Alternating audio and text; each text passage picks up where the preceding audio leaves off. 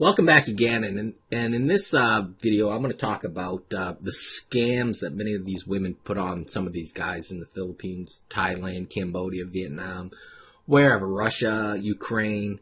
And it's not all the girls, it's just a few that really put a bad name on the rest of the girls. So the bad girls actually put a bad name on the good girls.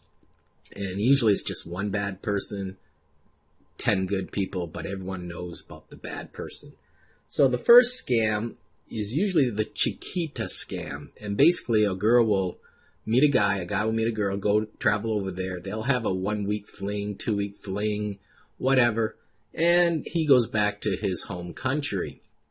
A few months later, he gets an email or phone call saying, I'm pregnant, I'm having a kid, I need money. And sometimes the guy feels really bad and he sends money to the girl.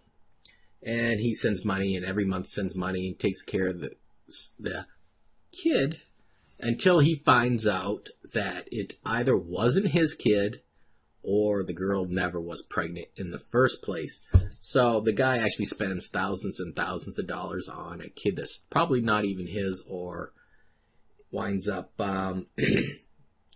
doesn't exist. Now, I'm going to say this is sometimes girls do get pregnant from guys. And I do know when I was in the military, a Marine got a girl pregnant. And she told me she was pregnant. He said there's no way he didn't get her pregnant. But I did see the baby. I did see her. And I know it was a white baby. So she specifically told me that this guy was the father of that baby. And yes, I believe her. And I do know a lot of other girls have gotten pregnant and guys have left them on the street. Then there's the Lolita Scam. And basically what happens here is a guy will meet a girl on the street. Not in a bar, not in a disco, but on the street. And he will take her back to his room. She'll tell him to go take a shower. The guy does. And guess what? When he comes out of the shower, here's the police. And guess what? She's underage. And you are going to jail if you do not pay $1,000, $2,000, $3,000 for attempted rape of a minor. And if you do not want to pay it, well, guess what? It's going to be an international incident and you are going to be a sexual predator in your country for the rest of your life. So some of these girls will just tell you, pay up, or there's going to be a lot more problems than you need. And then there's the business scam. And basically a guy will move overseas to be with his girlfriend, his wife, whatever, fiance, whatever you want to call it. And he'll open a business up and he'll put it in her name. Because living overseas, you cannot own a business and have it in your name at all. So the guy will put it in her name, and as soon as everything's registered and everything's all legal and everything, she says, bye-bye, bye-bye. And guess what? The guy that was driving that car, driving around, what I said was my cousin, is my husband. And so you lost everything you have, and this guy has your girlfriend, your house, everything you own, and there you go. And then there's the green card scam where the girl will actually get married to a guy, come to the United States, and 3 years, 1 day, files a divorce. Some girls I even know in Australia that have just arrived go straight to the police and say, I'm abused, I want a divorce, and I don't want to leave the country. And there are laws in the country that say if you are an abused spouse, you cannot lose that green card. You can stay in the country because it is not your fault. Now, take Mohammed on 90 Day Fiancé.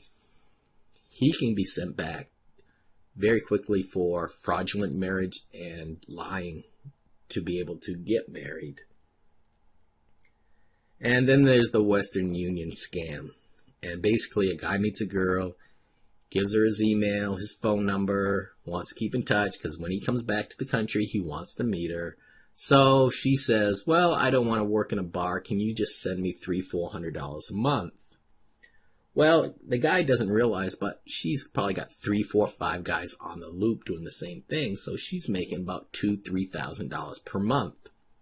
The problem is when 2 guys come into town the same time, and she has to either juggle them or try to figure out who to blow off. And sometimes that has happened. And another scam goes along with this is sometimes some girls will try to show off their boyfriend. And what will happen is they will take 5, 6, 7 of their friends out to eat. The guy pays for 9, 10 meals for 1, 2 weeks. 3 meals a day for all of her friends and her. And so when he leaves, another girl's boyfriend shows up and he buys meals for the next week or 2. And so all these 8 girls have 3, 4 guys coming in, buying them meals every single day, buying them all presents, taking them everywhere. And guess what? They're sizing each other up, saying, my boyfriend bought this and my boyfriend bought that. Your boyfriend's no good because he didn't buy us all. Oh, and my boyfriend bought this and your boyfriend. And they start having feuds and try to sit there and decide which one is the best boyfriend.